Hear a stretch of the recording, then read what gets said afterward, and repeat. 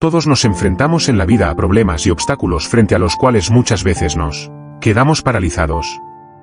Es como si nos invadiera una profunda convicción de que el problema es insoluble o, sencillamente, que no tenemos el talento o la capacidad necesarios para encontrarle una solución. Muchas personas no saben qué hacer cuando su relación con otro ser humano no es como les gustaría que fuera.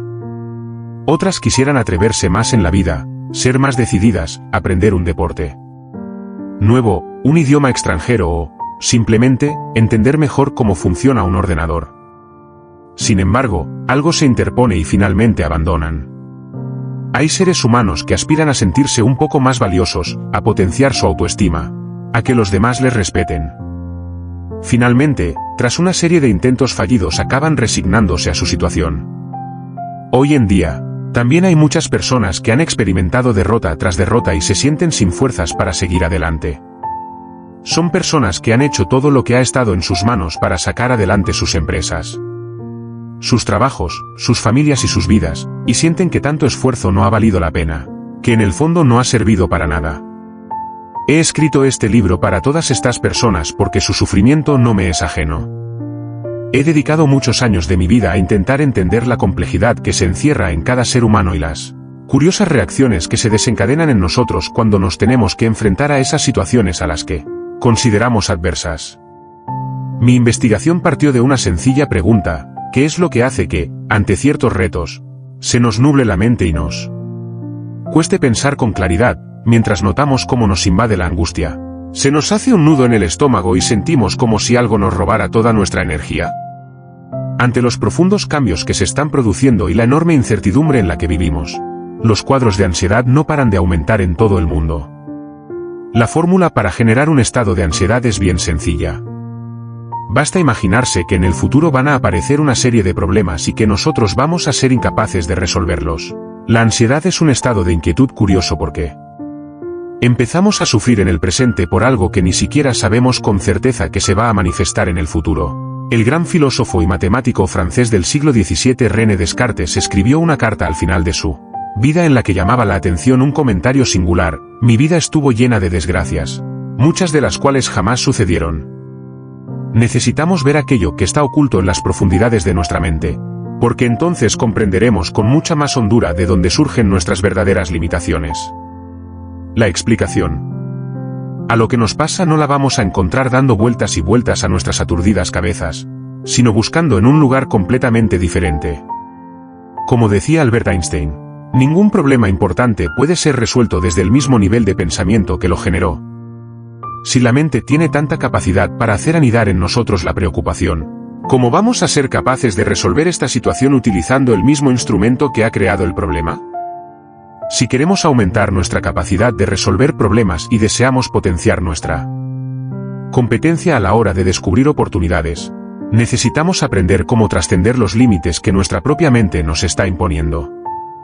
En este libro nos vamos a dedicar a exponer muchos de los aspectos menos conocidos y más importantes del funcionamiento de la mente humana. Tengo la enorme ilusión y la total confianza de que cuando entendamos por qué actuamos como lo hacemos, podremos empezar a diseñar nuevas estrategias que nos permitan alcanzar lo que hasta ahora nos parecía inalcanzable. Los modelos de formación en general valoran tremendamente la erudición, y de hecho, es lo que califican. Sin embargo, ni califican ni miden la capacidad de escucha, la empatía, el autodominio, la sabiduría, el liderazgo, el coraje, la compasión u otras virtudes que luego tantas veces marcan el éxito en la vida. Este libro es un viaje hacia el interior, porque algunos de los recursos que más necesitamos para hacer frente a los desafíos que la vida nos presenta solo, los vamos a encontrar dentro de nosotros. El cambio personal no es un asunto de conocimientos u erudición, sino de motivación, ya que solo las personas que se sienten verdaderamente motivadas harán el esfuerzo necesario para hacer aflorar lo que permanece oculto e inexplorado en su interior. Invito al lector a que caminemos juntos en este proceso de autodescubrimiento, en el que, de forma progresiva, iremos comprendiendo que lo que hay dentro de nosotros es un espacio sorprendente y mágico. Cuando toquemos un poquito más nuestra verdadera realidad, nos daremos cuenta de que gran parte de la angustia y el sufrimiento que experimentamos en la vida es optativo y que nuestra naturaleza fundamental es fuente de energía, sabiduría, serenidad, alegría, creatividad y amor. Mario Alonso Puig, enero, 2010. Reinventarse, no es la especie más fuerte la que sobrevive, ni la más inteligente, sino la que responde mejor al cambio. Charles Darwin. Una de las cosas más difíciles de hacer es mantener una mente abierta a la hora de explorar algunos conceptos que desafían nuestra forma habitual de pensar. Todos sabemos que lo que nuestro cerebro es capaz de percibir es solo una pequeña parcela de lo que la realidad encierra. Sin embargo, en el momento de actuar, tendemos a hacerlo como si lo que nosotros viéramos fuese lo único que existiera. ¿Cuántas veces, por ejemplo, el ojo verdaderamente entrenado no es el que de un vistazo distingue formas y colores, sino el que descubre lo que las personas sienten y no dicen? Hay facetas de la realidad que, si alcanzáramos a verlas, nos revelarían muchas cosas que añadirían años a nuestras vidas y calidad de vida a nuestros años. Es lógico que nos preguntemos el porqué de esta extraña situación que nos lleva a permanecer ciegos frente a aquellas oportunidades que la vida, sin saberlo nosotros, nos ofrece. Solo comprendiendo un poco mejor la interacción entre cerebro y mente, podremos dar una explicación a por qué el cerebro no funciona con el nivel de eficiencia que esperaríamos de él.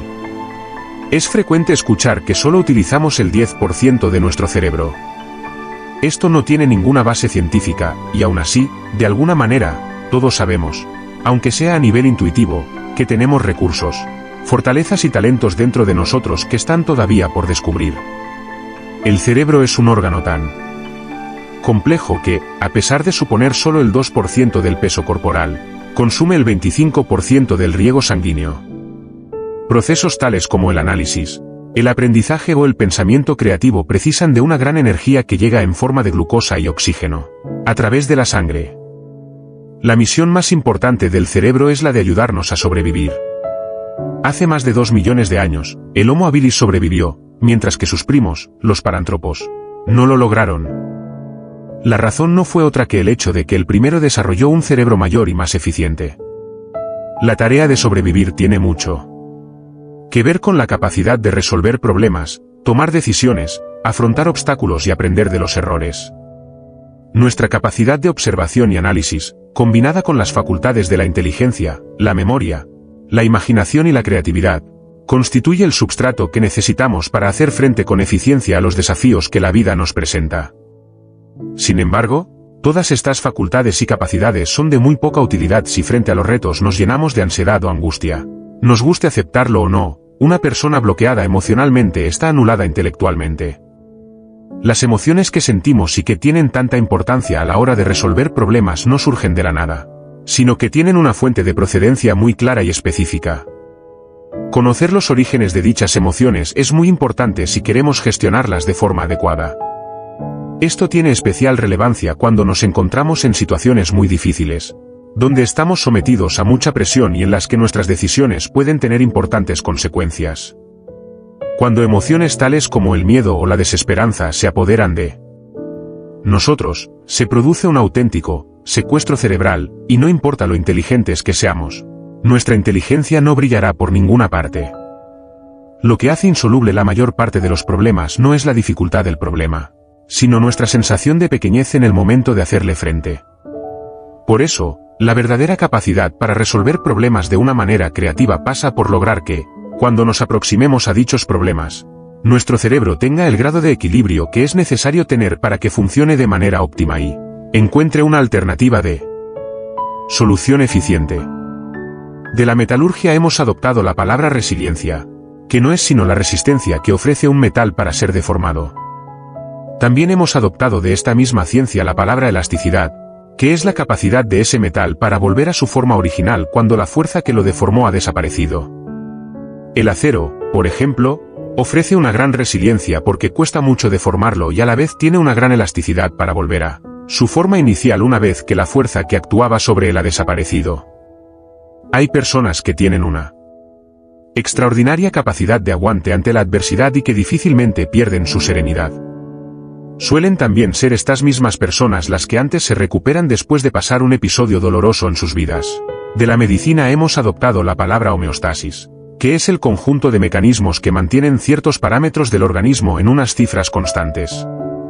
Nos interesa conocer cómo desarrollar en nosotros esa resiliencia y esa elasticidad. Nos interesa saber cómo desarrollar mecanismos para mantener nuestra homeostasis, nuestro estado de equilibrio cuando las circunstancias en las que nos encontremos sean difíciles e incluso adversas. Para lograr semejante competencia, es preciso que nos adentremos en los complejos resortes de la mente humana a fin de descubrir cómo gestionarla de la manera más adecuada posible. Aunque no me gusta mucho la analogía entre cerebro y ordenador, sí que nos podría ser muy útil a la hora de comprender ciertas cosas que tienden a ser un poco escurridizas. Nuestro cerebro se asemejaría parcialmente a un complejísimo ordenador capaz de hacer los cálculos más sorprendentes y encontrar las soluciones más innovadoras. Sin embargo, al igual que el ordenador funciona de acuerdo con un programa, un software, nuestro cerebro responde también a un software que estaría situado en el plano de la mente. Un ordenador magnífico con un software mediocre genera resultados mediocres. Un cerebro excepcional con un software mental limitante solo producirá procesos limitados.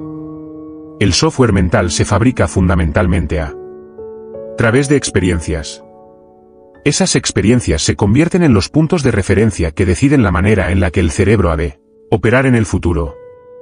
Imaginémonos, por ejemplo, que alguien hubiera tenido una serie de experiencias muy negativas teniendo como jefe a una persona del sexo opuesto. El resultado sería que si a esa persona le asignan en su nuevo trabajo a un jefe también del sexo opuesto, probablemente empezará a experimentar un conjunto de emociones muy poco agradables. Entre ellas podríamos tal vez citar la frustración, el resentimiento o incluso la ira. Posiblemente, el rendimiento de esa persona empezaría a ser pobre, teniendo muchos despistes y cometiendo múltiples errores. Este sería un caso claro de un cerebro perfectamente capaz, vuelto incapaz por un software experiencial que continuamente le está limitando. Algo similar podría ocurrir con un niño que haya experimentado mucho sufrimiento a la hora de aprender algo nuevo. Sometido a la necesidad de un nuevo aprendizaje, el niño será incapaz de mantener la atención, de comprender y de memorizar. Parte de las experiencias que hemos acumulado a lo largo de nuestras vidas son esenciales para la supervivencia y, por lo tanto, están muy bien donde están. Sin embargo, otras experiencias son, como hemos visto, profundamente limitantes, e impiden la adaptación ante entornos inciertos y cambiantes. Es precisamente este tipo de experiencias las que más nos interesa conocer y comprender, porque, cuando las cambiamos, nuestro cerebro también cambia y se hace más capaz. El software, el programa de un ordenador, salvo que contenga tal vez algún tipo de virus informático, no puede dañar el hardware, es decir, la estructura física del ordenador. Sin embargo, el software mental, cuando es disfuncional, sí que puede generar lesiones en la parte física, en el hardware, en el cerebro. Por eso, sí. Cambiamos un programa mental disfuncional por uno funcional, sí que se produce un claro impacto en la estructura física del cerebro humano. Que el cerebro del adulto es maleable ya tiene poca discusión. Hoy sabemos que, cambiando la forma de pensar, cambiamos los circuitos cerebrales. También sabemos que las personas ancladas en una mentalidad negativa favorecen la muerte neuronal, y que aquellas que han decidido enfocarse en lo positivo generan nuevas neuronas a partir de células madre cerebrales. Los seres humanos, cuando cambiamos nuestros programas mentales, más limitantes por otros que lo son menos, modificamos físicamente la estructura de nuestro propio cerebro. Tal vez por eso de Santiago Ramón y Cajal, nuestro primer premio Nobel de Medicina, en 1906, decía que todo ser humano puede ser, si se lo propone, escultor de su propio cerebro. Es importante que entendamos que Cajal no hablaba metafóricamente, sino literalmente. Esto nos puede llenar de ilusión a todos aquellos que aspiramos a hacer crecer y evolucionar nuestra inteligencia y nuestra capacidad de aprendizaje, a la vez que pone en nuestras manos una gran responsabilidad, la de descubrir qué es lo que necesitamos hacer y entrenar para reinventarnos a nosotros mismos. Resumen final: si quiere reinventarse, enfóquese en lo que quiere y no en lo que teme. 2. La mirada interior. ¿Quién es capaz de hacer que el agua turbia se aclare? Déjala quieta y poco a poco se volverá clara. Lao Tzu. Nuestras experiencias, cuando han sido intensas desde el punto de vista emocional, sobre todo si han tenido lugar durante nuestra niñez, pueden dar lugar a lo que se denominan creencias inconscientes. Este tipo de creencias son en realidad convicciones que tenemos. Se trata de algo que para nosotros es una auténtica certeza y que, por lo tanto, no admite discusión. no se parecen a ideas, sino a verdaderos sentimientos. Es muy diferente pensar, por ejemplo, que no soy capaz de hacer algo, a sentirme incapaz y a saberme incapaz. Cuando hablamos de estas creencias hablamos de algo muy enraizado en la mente. Me gustaría resaltar que la mayor parte de las convicciones que nos limitan, lo hacen sin que nosotros lo sepamos. Esto es, actúan por debajo del plano de la consciencia. Posiblemente, muchos de nosotros hemos oído hablar del test de cociente intelectual, que, durante muchos años, se consideró que medía la inteligencia de una persona. Es curioso que cuando a una serie de jóvenes se les ayudó a desenmascarar algunas de esas convicciones profundamente limitantes que tenían sobre quiénes eran y a transformarlas en convicciones más positivas, consiguieron elevar de forma extraordinaria su cociente intelectual. Esto significa, ni más ni menos, que algunas de nuestras convicciones pueden limitar de forma muy importante el despliegue de nuestra inteligencia. Muchas veces estamos convencidos de que somos de una manera determinada y nos parece imposible llegar a cambiar. Sin embargo, vuelvo a repetir que lo que nuestro cerebro es capaz de reconocer y de captar en nosotros es solo una pequeña parte de la realidad que somos. Además, conviene saber que nuestro cerebro, en lo que a percepciones se refiere, puede engañarnos por completo. Cuando uno observa un amanecer y todo el movimiento del sol hasta que éste se oculta, la percepción visual que se tiene es que el sol se ha movido, mientras que yo estaba quieto. Le costó mucho a Galileo que las mentes de la época se abrieran a considerar algo que estaba en línea opuesta, no solo con lo que pensaban, sino también con lo que veían. Hay una serie de ideas que tendemos a descartarlas de entrada porque están en contradicción con lo que nuestros propios sentidos nos muestran. Pondré otro ejemplo para una mayor claridad. Todos entendemos que la materia está formada por átomos y que, como nuestro cuerpo es material, pues también está integrado por átomos.